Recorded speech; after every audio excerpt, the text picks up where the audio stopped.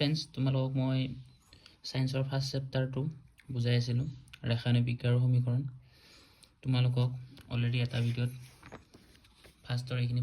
পঢ়াইছোঁ। আজি তোমালোকক মই বুজাম যে ৰাসায়নিক সমীকৰণ কেনেকৈ লিখোঁ। তোমালোকৰ আজি এইটো দ্বিতীয়টো ভিডিঅ'। তোমালোকে যদি ফাৰ্ষ্ট ভিডিঅ'টো চোৱা নাই, তোমালোকে ফাৰ্ষ্ট ভিডিঅ'টো চোৱা, তাৰপিছত এইটো চাবা। এতিয়া বলা ষ্টাৰ্ট কৰোঁ।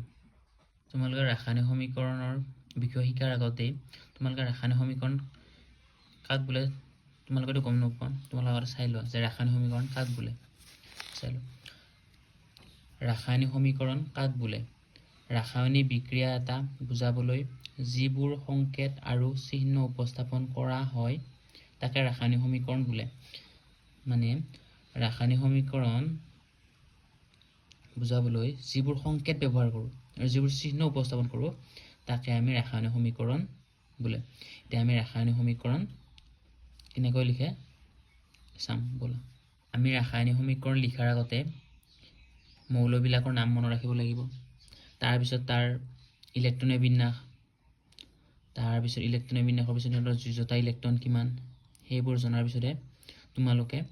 তাৰ ৰাসায়নিক সংকেত লিখি তাক উপস্থাপন কৰিব পাৰিম। তোমালোকে সকলোৱে মৌলবোৰৰ নাম জানাই। এই মৌলবোৰ চোৱা, তোমালোকে 20টালৈকে মৌলৰ নাম মুখস্থ ৰাখিব লাগিব আৰু সিহঁতৰ ক্ৰমিক নং আৰু ইলেক্ট্ৰনিক বিন্যাসবোৰ মনত ৰাখিব লাগিব। প্ৰথমে তোমালোকে চোৱা, এইটো hydrogen, helium, lithium, beryllium, boron, carbon, nitrogen, oxygen, fluorine, neon, sodium, magnesium, aluminium, silicon, phosphorus, sulphur, chlorine, argon, potassium, calcium, magnesium, aluminium. তোমালোকে এই আটাইকেইটা মৌল মনত ৰাখিব লাগিব আৰু একেবাৰে শেষলৈ মনত ৰাখিব লাগিব। তোমালোকে চোৱা, হাইড্ৰজেন 1 নম্বৰত হয়, ইয়াৰ ইলেক্ট্ৰনিক বিন্যাস 1, হিলিয়াম 2 নম্বৰত হয়, ইয়াৰ ইলেক্ট্ৰনিক বিন্যাস 2, লিথিয়ামৰ ইলেক্ট্ৰনিক বিন্যাস হৈছে 2.1। তোমালোকে ইলেক্ট্ৰনিক বিন্যাস কেনেকৈ ওলায় সেইটো তোমালোকে জানাই। বেৰিলিয়াম, বৰন, এইবিলাকৰ ইলেক্ট্ৰনিক বিন্যাসবিলাক চোৱা। তোমালোকে এইখিনি ভিডিঅ'টো পজ কৰি এইবিলাক লিখি লোৱা আৰু মুখস্থ কৰি লোৱা।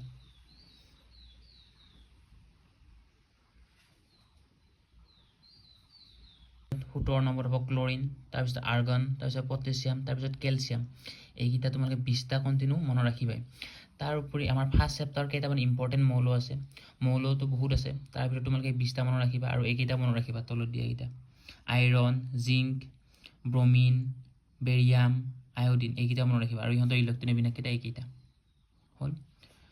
তাৰপিছত তোমালোকে মনত ৰাখিবা যে কোনবিলাক মৌলৰ যুঁজতা 1 আৰু কোনবিলাক মৌলৰ যুঁজতা 2। এতিয়া তোমালোকে চোৱা, হাইড্ৰজেন, ছডিয়াম, পটেছিয়াম,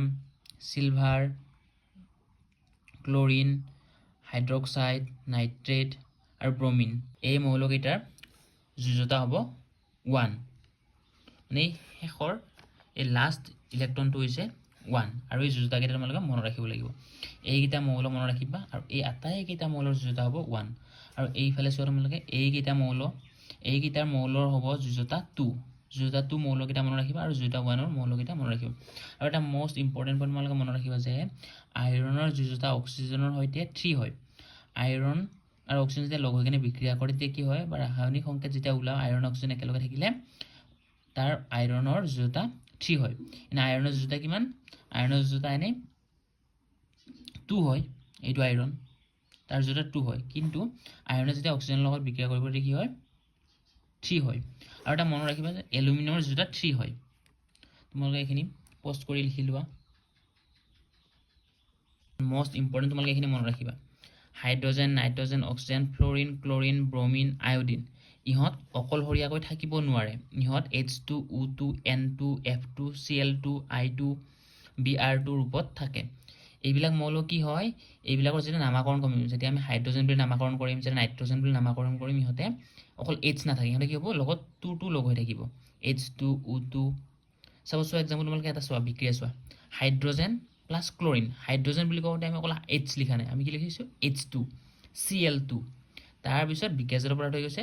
2HCl, এইটো আমি সন্তুলিত কৰি লিখিছোঁ। নেক্সট এইটো চোৱা উদাহৰণ, ছডিয়াম, ক্লৰিনটো কি আছে, অকল ক্লৰিন নাই, ক্লৰিনৰ লগত 2 এড হৈ আছে, কাৰণ আমি Cl কি লিখোঁ, 2 হিচাপত লিখোঁ, Cl2। বুজিছা তোমালোকে? হ'ল। ইয়াৰ পিছত আমি চাম ৰাসায়নিক সমীকৰণ কেনেকৈ লিখোঁ। এইখিনি মষ্ট ইম্পৰ্টেণ্ট, তোমালোকে নোট বনাই লোৱা এইখিনি। যে ৰাসায়নিক সমীকৰণ লিখন ৰাইটিং এ কেমিকেল ইকুৱেশ্যন আমি ৰাসায়নিক সমীকৰণ কেনেকৈ লিখিম ৰাসায়নিক সমীকৰণ লিখাৰ আগতে কি কৰিব লাগিব এনেকৈ মৌলবিলাকৰ নাম দিয়া থাকিব আৰু সেই মৌলবিলাকৰ আমি সংকেত লিখিম সোডিয়ামৰ সংকেত কি হয় Na ক্লোৰাইডৰ সংকেত কি হয় Cl এটো Cl2 হ'ব ক্লোৰাইডৰ সংকেত কি Cl2 হল এই ইয়াৰ সংকেতবিলাক লিখিলো তোমালোকে যদি Cl2 হিচাপে লিখিব পাৰা ইয়াতে আমি যেতিয়া এই আমি সমীকৰণটোৰ যেতিয়া সংকেত লিখো ইয়াতে তোমালোকে Cl লিখিব পাৰা কিন্তু যেতিয়া বিক্ৰিয়া হিচাপে লিখিম তেতিয়া Cl2 হিচাপে লিখিব লাগিব বুজি পাইছা তোমালোকে চোৱা এতিয়া সোডিয়ামৰ যোজ্যতা কিমান সোডিয়ামৰ যোজ্যতা 1 তোমালোকে মই তোমালোকক দেখুৱাইছো যে এই কিটা মৌলৰ যোজ্যতা 1 হয় যে সোডিয়ামৰ যোজ্যতা কিমান 1 সেই কাৰণে আমি সোডিয়ামৰ যোজ্যতা কিমান লিখিছো ইয়াতে সোডিয়ামৰ যোজ্যতা 1 প্লাস কাৰণ সোডিয়াম কি হয় এটা ইলেক্ট্ৰন এৰি দিলে প্লাস হয় আৰু ললে মাইনাস হয় ক্লোৰিনে কি হয় ইলেক্ট্ৰন লয় বুজিলা এটা চোৱা NaCl আছে ক্ৰস মাল্টিপ্লিকেশন কৰিটা ক্ৰস পূৰণ যেতিয়া সোডিয়ামৰ লগত 1 পূৰণ কৰিব কি হ'ব এটা সোডিয়ামে হ'ব ক্লোৰিনৰ লগত যেতিয়া 1 পূৰণ কৰিবা ক্লোৰিনটোৱে থাকিব সেইকাৰণে আমি কি লিখিম যে NaCl উৎপন্ন হ'ব NaCl যেতিয়া আমি সন্তুলন কৰি দিম কি হ'ব 2NaCl বুজিলা কি হ'ল সোডিয়াম ক্লোৰাইড আমি এনেকৈ কি কৰিম ৰাসায়নিক সমীকৰণৰ সংকেত উলাই ৰাসায়নিক সমীকৰণটো লিখিম বুজিলা সো আমি যেতিয়া লিখিব লাগে কেনে লিখিম এনেকৈ লিখিম 2Na প্লাস Cl2 কি উৎপন্ন হ'ব NaCl উৎপন্ন হ'ব যেতিয়া সন্তুলিত কৰিম তেতিয়া আমি কি কৰিম ইয়াতে 2 এটা লগাই দিম আৰু ইয়াতে 2 এটা লগাই দিম সন্তুলিত হৈ গৈছে এইফালে সোডিয়াম দুটা আছে এইফালে সোডিয়াম দুটা আছে ক্লোৰিন দুটা আছে বুজিলা তাৰপিছত আৰু एग्जांपल চোৱা 2 নম্বৰ মেগনেছিয়াম ক্লোৰাইড এই কেইটা বেলেগ কেনে একেলগে লগ হৈ আছে মেগনেছিয়াম ক্লোৰাইড একেলগে লগ হৈ আছে আচ্ছা মেগনেছিয়ামৰ কিমান সংকেত কি Mg ক্লোৰাইডৰ সংকেত Cl মেগনেছিয়ামৰ ইলেক্ট্ৰন বিন্যাস হ'ব 2 আৰু ক্লোৰিনৰ ইলেক্ট্ৰন বিন্যাস হ'ব 1 এটা যেতিয়া মেগনেছিয়ামৰ লগত 1 পূৰণ কৰো কি হ'ব ক্ৰস পূৰণ কৰো আমি এনেকৈ মেগনেছিয়ামৰ 1 পূৰণ কৰিলে মেগনেছিয়াম এটা থাকিব ক্লোৰিনৰ লগত 2 পূৰণ কৰিলে Cl2 হ'ব এই ক্লোৰিন দুটা হৈ গ'ল তোমালোক ক্লোৰিনৰ আগত 2 দিব নোৱাৰা ইয়াতে 2 দিব নোৱাৰা তোমালোক 2 টো এই ইয়াতে দিব লাগিব বুজিলা যেতিয়া মেগনেছিয়ামে ক্লোৰিনৰ লগত বিক্ৰিয়া কৰি কি হ'ব মেগনেছিয়াম ক্লোৰাইড উৎপন্ন হয় 3 নম্বৰ চোৱা পটাছিয়াম ক্লোৰাইড সো এটা পটাছিয়ামৰ সংকেত K ক্লোৰাইডৰ সংকেত Cl পটাছিয়ামৰ ইলেক্ট্ৰন বিন্যাস হৈছে 1 আৰু ক্লোৰিনৰ ইলেক্ট্ৰন বিন্যাস হৈছে 1 এটা ক্ৰস মাল্টিপ্লিকেশন কৰা ক্ৰস পূৰণ পটাছিয়াম Cl উৎপন্ন হ'ব তোমালোকে দেখিলা তাৰ পিছত নেক্সট উদাহৰণ চোৱা জিংক ক্লোৰাইড জিংকৰ সংকেত Zn ক্লোৰাইডৰ সংকেত Cl জিংকৰ ইলেক্ট্ৰন বিন্যাস 2 আৰু ক্লোৰিনৰ ইলেক্ট্ৰন বিন্যাস 1 ক্ৰস মাল্টিপ্লিকেশন কৰিলে কি হ'ব ZnCl2 জিংক এটা আছে ক্লোৰিন দুটা আছে বুজিলা নেক্সট চোৱা সোডিয়াম নাইট্ৰেট সোডিয়ামৰ সংকেত Na নাইট্ৰেটৰ সংকেত NO3 সোডিয়ামৰ ইলেক্ট্ৰন বিন্যাস হৈছে 1 আৰু NO3 ইলেক্ট্ৰন বিন্যাস হৈছে 1 যেতিয়া ক্ৰস মাল্টিপ্লিকেশন কি কৰিম কি হ'ব 1 1 তো একো নাথাকে কেনসেল হৈ যায় বা 1 1 থাকিলে আমি নিলিখিলে হৈ যায় NaNO3 হৈ যাব বুজিলা তোমালোকে এতিয়া চা ৰাসায়নিক সমীকৰণ লিখিবৰ বাবে তোমালোকে সংকেতবিলাক উলিয়াব লাগিব সংকেত উলিয়াবৰ কাৰণে তোমালোকে কি কৰিব লাগিব যে হিহঁতৰ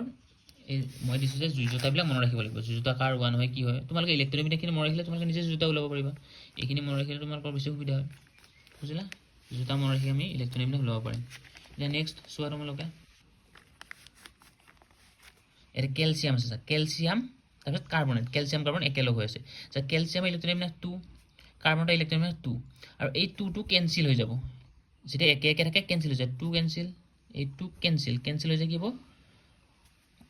একো নাথাকে এইখানে কি হ'ব ক্যালসিয়াম কাৰ্বনেট হৈ গ'ল CaCO3 2 টো কেনসেল হৈ গ'ল বুজিলা এটা চোৱা আমি যে ৰাসায়নিক সমীকৰণ কেনেকৈ লিখিব এই তোমালোকে চোৱা মেইনলি কেনেকৈ আমি উলিয়াও যেতিয়া এনেকৈ নাম দিয়া থাকিব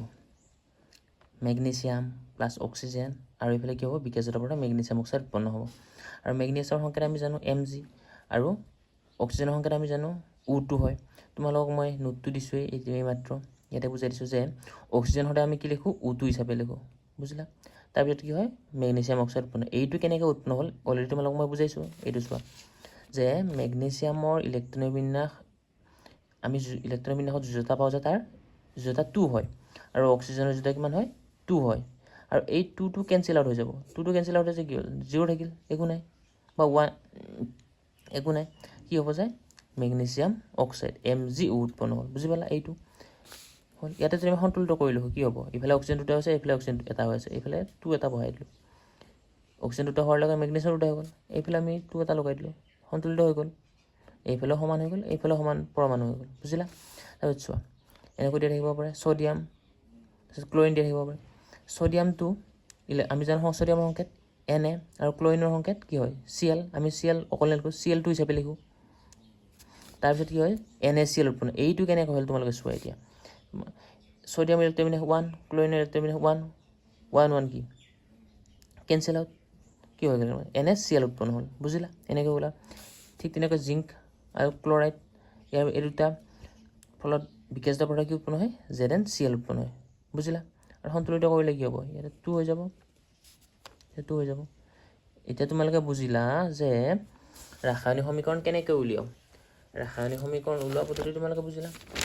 চোৱা ৰাসায়নিক সমীকৰণ এনেকুৱাকৈ মৌলবিলাক থাকিব নাম দিয়া থাকিব আৰু আমি সংকেত উলিয়াব লাগিব এই সংকেতখিনি উলিয়াই এনেকৈ লিখিব লাগিব বুজিলা তাৰপিছত আমি সন্তুলিত কৰিব লাগিব বুজিলা তোমালোকক এইকেইটা এক্সাম্পল হিচাপে মই বুজাই দিলোঁ যদি তোমালোকে বুজি পোৱা নাই কমেণ্টত জনাবা তাৰপিছত আকৌ আমি কি কৰিম নেক্সট ভিডিঅ'ত আমি পঢ়িম সন্তুলিত ৰাসায়নিক সমীকৰণ কেনেকৈ সন্তুলিত কৰোঁ বুজিলা তোমালোকে বুজি পেলাই ৰাসায়নিক সমীকৰণ কেনেকৈ লিখা হয় তোমালোকে সেইখিনি প্ৰেক্টিছ কৰি থাকিবা হৈ যাব তাৰপিছত তোমালোকক কেইটামান কুৱেশ্যন এনচাৰ দি আছোঁ চোৱা ৰাসায়নিক বিক্ৰিয়া কাক বোলে দুটা বেলেগ বেলেগ ধৰ্ম বিশিষ্ট পদাৰ্থৰ মাজত বিক্ৰিয়া ঘটি নতুন ধৰ্ম বিশিষ্ট পদাৰ্থ উৎপন্ন হোৱা প্ৰক্ৰিয়াক ৰাসায়নিক বিক্ৰিয়া বোলা হয় বুজিলা চোৱা ৰাসায়নিক সমীকৰণ কেই প্ৰকাৰৰ কি ৰাসায়নিক বিক্ৰিয়া 5 প্ৰকাৰৰ সেইবোৰ হৈছে সংযোজন বিক্ৰিয়া বিয়োজন বিক্ৰিয়া অপহৰণ বিক্ৰিয়া দ্বিঅপহৰণ বিক্ৰিয়া জাৰণ আৰু বিজাৰণ বিক্ৰিয়া এইকেইটাৰ ডেফিনেশ্যন তোমালোকক মই নেক্সট ক্লাছবোৰত দি যাম তোমালোকে এই কুৱেশ্যন এনচাৰখিনি লিখি ল'বা তাৰপিছত তোমালোকে চোৱা বিক্ৰিয়ক পদাৰ্থ কাক বোলে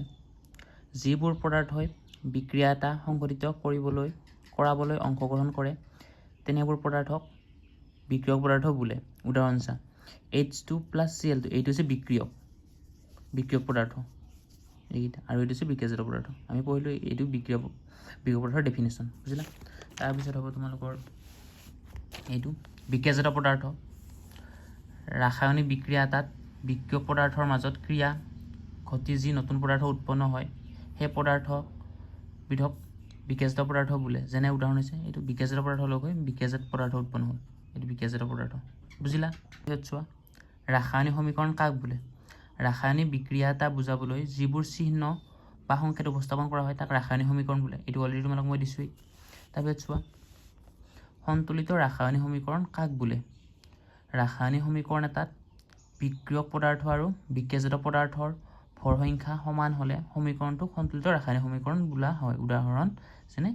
H2 + Cl = 2HCl মানে বাওপক্ষৰ পৰমাণুৰ লগত সুপক্ষৰ পৰমাণু মিলি থাকিব লাগিব সন্তুলিত কৰা বুলি কওঁ ইয়াৰ সন্তুলিত ৰাসায়নিক সমীকৰণ কেনেকৈ সন্তুলিত কৰোঁ তাৰ ডেফিনেশ্যন এইটো আৰু কেনেকৈ সন্তুলিত কৰোঁ তাক নেক্সট ভিডিঅ'ত দি দিম তোমালোকক বুজিলা জকা সমীকৰণ ৰাসায়নিক সমীকৰণ এটাত বিক্ৰিয়ক পদাৰ্থ আৰু বিক্ৰিয়াজাত পদাৰ্থৰ ভৰ সংখ্যা সমান নহ'লে সমীকৰণটোক জকা সমীকৰণ বোলা হয় যেনে H2 + Cl2 HCl যেতিয়া সন্তুলিত অৱস্থা নাথাকে যে পৰমাণুৰ বাওপক্ষৰ লগত সুপক্ষ পৰমাণু মিলি নাথাকে তেতিয়া আমি তাক বুলি কওঁ জকা সমীকৰণ বুলি কওঁ আৰু তোমালোকক যদি এই নোটবিলাকৰ PDF লাগে তোমালোকে কমেণ্টত জনাবা তোমালোকক মই PDF আকাৰে বনাই কিনে তোমালোকক শ্বেয়াৰ কৰিম নেক্সট ক্লাছত বুজাম যে সংযোজন বিক্ৰিয়া বিয়োজন বিক্ৰিয়া অপহৰণ বিক্ৰিয়াৰ ডেফিনেশ্যনবিলাক দিম বুজিলা থেংক ইউ